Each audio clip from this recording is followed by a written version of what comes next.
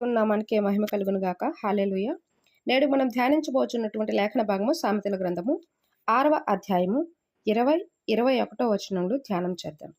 నా కుమారుడా, నీ తండ్రి ఆజ్ఞను గైకొనుము, నీ తల్లి ఉపదేశమును త్రోసివేయకుము. వాటిని ఎల్లప్పుడూ నీ హృదయమునందు ధరించుకొనుము, నీ మెడ చుట్టూ వాటిని కట్టుకొనుము. ఈ 2 మాటల్లో ఉన్నటువంటి కొన్ని అర్థాలను పరిశీలన చేసుకుంటూ వాక్యంలోనికి వెళదాం. ఆజ్ఞ అనగా అధికారపక్షమైనటువంటి ఒక శాసనము, అంటే ఒక కట్టుబాటు, అధికారపూర్వకమైనటువంటి శాసనపు మాట. గైకొనటం అంటే పాటించటము, ఉపదేశం అంటే బోధనా విధానము, మంచి చెడ్డలు తెలియచేసేటువంటి విధానం అన్నమాట. త్రూసివేయకము అని అంటే దగ్గరకు వచ్చిన దానిని బలవంతంగా నెట్టివేయటము, అంటే మన వైపు రాకుండా దూరంగా నెట్టివేయటాన్ని త్రోసివేయటం అంటారు. ఎల్లప్పుడూ అంటే ఎల్లవేళలా, ప్రతి క్షణమని. హృదయమునందు అంటే మనస్సునందు, భావోద్వేగ కేంద్రమునందు. ధరించుకోవటం అంటే ఉంచుకోవటము లేదా దాచుకోవటము, అలంకరించుకోవటము. కట్టుకోవడం అని అంటే అలంకరించుకోవడము, దానిని మన హృదయమందు పదిలిపరచుకోవడం, అంటే భద్రపరచుకోవడము అని అర్థము. ఇక వాక్యంలోనికి వెళదాం. పై వచనాల్లో ఒక నడిపింపు కొరకు ప్రయాస అనేది కనిపిస్తుంది. దేవుడు ఒక కుటుంబంలో తల్లిదండ్రులకు, అంటే పేరెంట్స్కి పిల్లల్ని ఇచ్చాడనంటే దేవుడు వారి పట్ల ఒక ఆలోచన కలిగి ఉన్నాడని అర్థం చేసుకోవాలి. పిల్లలు మన ఇష్టానికో, మన యొక్క ఆలోచనలకో, మన యొక్క కోరికలకో పుట్టినటువంటి వారైతే కాదు. దేవుడు ఆలోచన చేసుకొని దేవుడే ఆశీర్వదిస్తేనే పిల్లలు బయటకు వస్తారు. అది మనం ఎప్పుడు కూడా గుర్తుంచుకోవాలి. పిల్లలను పెంచటము అనేటువంటి మాట అంటారే కానీ పిల్లలను మీరు తయారు చేసుకున్నారా అని ఎవరు కూడా అడగరు. పెంచటం, దేవుని యొక్క పిల్లల్ని మనం పెంచుతున్నాము. మన యొక్క రక్త మాంసాలను పంచుకుంటూ వారిని బయటకు తీసుకొచ్చేది దేవుడే. కాబట్టి మన వాక్యంలో కూడా నేర్చుకున్నాం కదా, మీ యొక్క గర్భఫలాలతో మీరు ఉండాలి, అంటే గర్భఫలాలుగా మీకు పిల్లలు కలగాలి అని అంటే దేవుని యొక్క ఆజ్ఞలన్నీ కూడా పాటించుకుంటూ ముందుకు వెళ్తే గర్భఫలాలు కూడా మీకు వస్తాయి అని చెప్పేసి వాక్యంలోనే నేర్చుకున్నాం. గర్భఫలము దీవించబడుతుందని. అయితే గర్భఫలము అనేది దేవుడిచ్చినది. చిన్ననాటి నుండి ప్రతిదీ కూడా మనము పిల్లలకు నేర్పిస్తూనే ఉంటాము. చిన్నప్పటి నుంచి, పుట్టినప్పటి నుంచి వారికి ఏమీ తెలియదు. కొంతమంది పిల్లలైతే ఆకలేసిన ఏడవరు, కూడా సైలెంట్గా ఉండిపోతారు. మా మా బాబు అయితే అలాగే ఉండేవాడు. చిన్నప్పుడు ఆకలేసిన ఏడ్చేవాడు కాదు, తెలుసుకొని పెట్టడమే జరిగేది. అయితే ప్రతిదీ కూడా పిల్లలకి ఏం చేస్తున్నాము, మనము నేర్పిస్తున్నాము.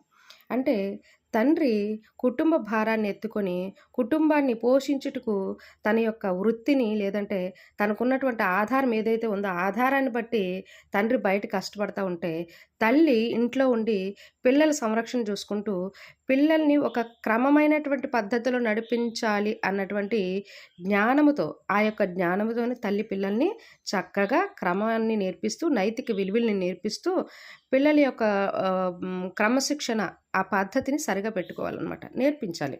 అది చిన్ననాటి నుండి అలవాటు చేయాల్సింది తల్లి. ఎందుకంటే ఎక్కువ శాతము పిల్లలు తల్లి దగ్గరే ఉంటారు. ఈరోజు సమాజంలో చూస్తున్నట్లయితే పిల్లలు మంచి క్రమశిక్షణా పరులుగా ఉన్నారనంటే ఆ బ్యాక్గ్రౌండ్లో ఉన్నటువంటి తల్లి తండ్రి సక్రమమైనటువంటి సంబంధం కలిగి సమాధానపూర్వకంగా మరి కుటుంబ విలువలతో ఉంచబడినటువంటి వారు, మరి నడుస్తున్నటువంటి వారైతేనే ఆ పిల్లలు సక్రమమైనటువంటి మార్గములు గుండా నడుస్తున్నారు. అదే తల్లి కానీ తండ్రి కానీ పెడత్రోవన వెళ్తూ ఉంటే, అంటే వీరు కానీ వారు కానీ వ్యభిచారపైన సంబంధాలు కానీ, లేదా ఇరువురి మధ్యలో మరి కొంత గొడవలు ఇలాంటివి, తండ్రి వేరే వివాహాలు చేసుకోవడము, తల్లి వేరే వెళ్ళిపోవడం, ఇలాంటి పరిస్థితులు చూస్తున్నాం, జనరల్గా జరుగుతున్నాయి. ఇలాంటి పరిస్థితులు వాతావరణం మధ్యలో పెరిగినటువంటి పిల్లలు అయితే ఖచ్చితంగా చెడిపోయినటువంటి వారే ఉంటున్నారు. అది గుర్తుపెట్టుకోవాలి. పెద్దల యొక్క ప్రభావము పిల్లల భవిష్యత్తు మీద పడుతుంది. కాబట్టి పిల్లలు నిన్ను నమ్మి ఇచ్చారంటే ఆ పిల్లల్ని పెంచాల్సినటువంటి, సరైనటువంటి క్రమంలో పెంచాల్సినటువంటి బాధ్యత నీ మీద, నా మీద ఉంది అన్నటువంటి విషయాన్ని ఎప్పుడు కూడా జ్ఞాపకం చేసుకోవాలి, జ్ఞాపకం ఉంచుకోవాలి. అయితే ఇంటిలోని వాళ్ళు నైతికతను నేర్చుకుంటారు. స్కూలుకి వెళ్ళాక విద్యను నేర్చుకుంటారు. అంటే విజ్ఞానాన్ని పెంపొందించుకుంటారు. మీరందించినటువంటి జ్ఞానం ఏదైతే ఉందో, ఆ జ్ఞానాన్ని అక్షరాభ్యాసము ద్వారా, అక్షర జ్ఞానము ద్వారా వారు పెంపొందించుకుంటారు. అది ఈ ఇంటిలో నేర్చుకున్నటువంటి నైతికత వారి బ్రతుకు కాలమంతా కూడా వారిని కాపాడుతూ ఉంటే, వారు నేర్చుకున్నటువంటి విజ్ఞానము, విద్య అనేది ఏదైతే ఉందో వారు బ్రతకడానికి ఉపయోగపడుతుంది. ఇది గుర్తుపెట్టుకోండి. అంతేగాని వారి నడవడికను కూడా మార్చేస్తుందంటే అది జరగదు. ఈరోజు నిన్నను న్యూస్‌లో చూస్తున్నాం. ఇద్దరు టీచర్స్ ఒక అబ్బాయిని లైంగికంగా వేధించటం వల్ల ఆయన చనిపోయాడు బాబు. డిగ్రీయో, ఇంటర్మీడియేటో మొత్తానికి. ఏంటది నేర్పించాల్సిన స్థితిలో ఉన్నటువంటి టీచర్స్ అలాగా ప్రవర్తించడం అనేది ఎంతవరకు కరెక్టు? ఎక్కడో జరగల. విశాఖపట్నంలోనే జరిగింది. అంటే విద్యను నేర్పించేటువంటి గురువుల యొద్దను పిల్లలకు పంపిస్తున్నామనంటే అంత పెద్దవాడైనటువంటి పిల్లోడికే రక్షణ లేదంటే చిన్న పిల్లల్ని ఎలా చూస్తారు పిల్లలు టీచర్స్? కాబట్టి మీరు నైతికత అనేది ఇంట్లోనే నేర్పించాలి. మనం నేర్పించుకోవాలి పిల్లలకి.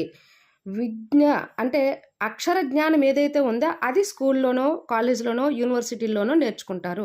అది వారి యొక్క ఏంటంటారు కుటుంబ పోషణకి ఒక మెట్టు వేసుకోవడానికది. అంతే.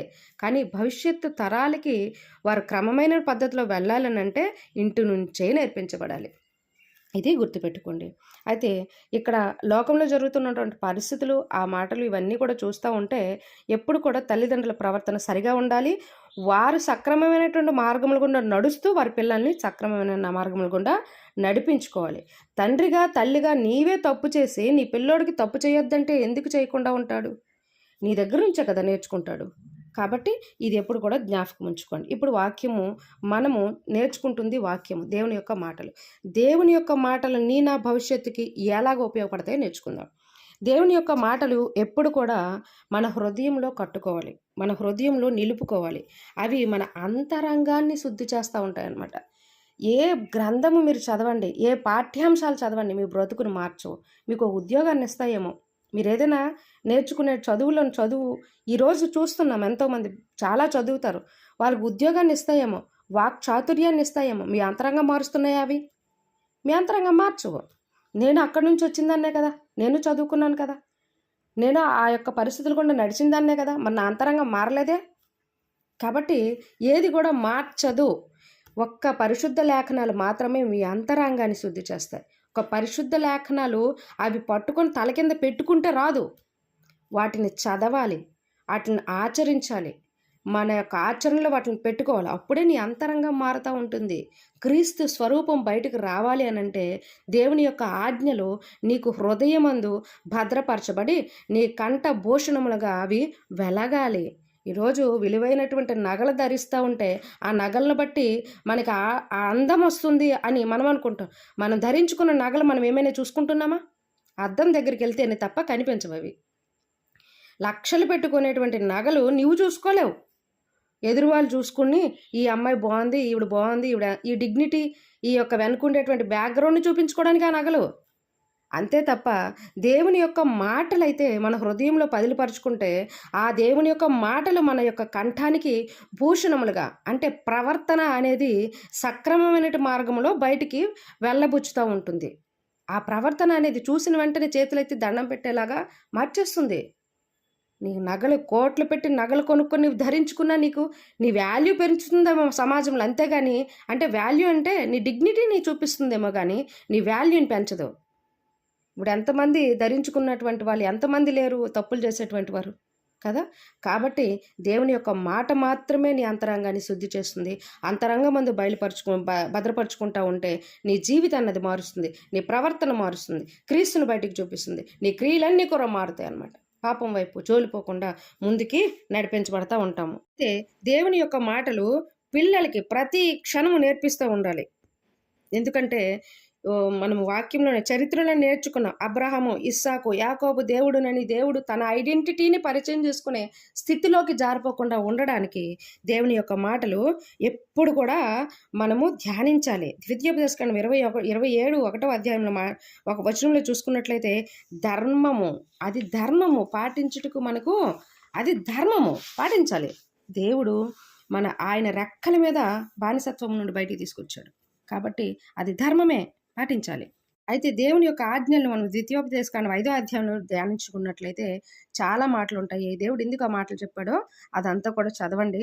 మరి దాని ప్రకారంగా నడుచుకోండి. ప్రార్థన చేద్దాం. ప్రతి ఒక్కరి జీవితం కూడా సక్రమమైన మార్గంలో నడిపించబడేలాగా.